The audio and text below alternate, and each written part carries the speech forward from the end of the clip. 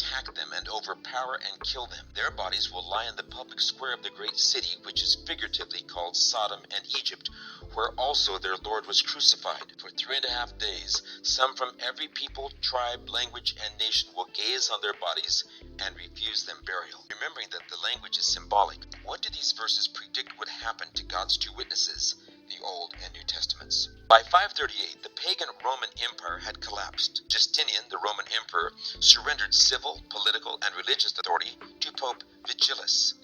The long period of the medieval church's domination began. It continued until 1798. The French General Berthier, on orders from Napoleon, marched unopposed into Rome on February 10, 1798. Pope Pius VI was taken captive and brought back to France, where he died.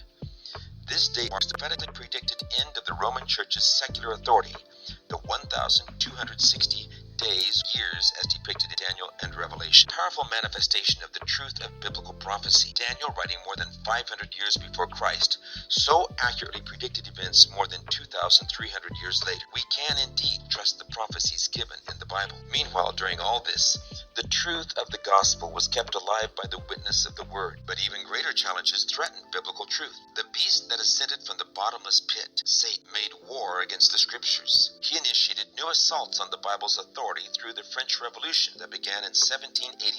In the French Revolution, the government officially established the Cult of Reason as a state-sponsored atheistic religion intended to replace Christianity. A festival of reason was held nationwide on November 10, 1793. Churches across France were turned into temples of reason, and a living woman was enthroned as the goddess of reason. Bibles were burned in the streets. God was declared non-existent, and death was pronounced to be an endless sleep. Satan worked through godless men to kill God's two witnesses. Their dead bodies would lie in the street of the great city, which spiritually is called Sodom and Egypt, where also our Lord was crucified. Egypt was a culture of many gods that denied the true God. Sodom represents gross immorality. In the French Revolution, God's two witnesses, the Old and New Testaments, lay dead as a result of the atheism and immorality that ran rampant as normal restraints were loosed in revolution and bloodshed. Revelation 11:9 says that the bodies of God's two witnesses would lie unburied for 3.5 days. In other words,